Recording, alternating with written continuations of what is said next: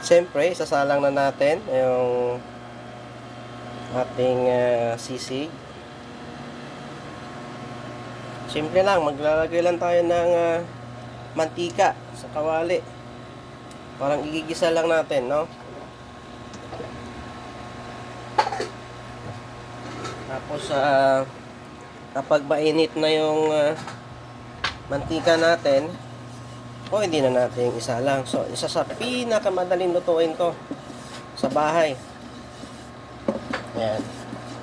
So, kapag mainit na yung mantika natin, ilalagay na natin yung ilalagay na natin yung sisig. Ayan, guys.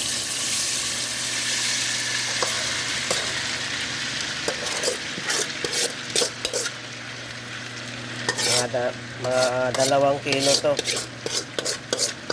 nagbili kong sisig. Ayan.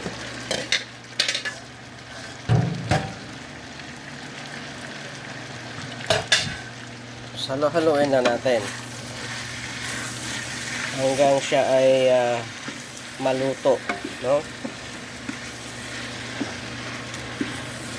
Sarap to pang ulam.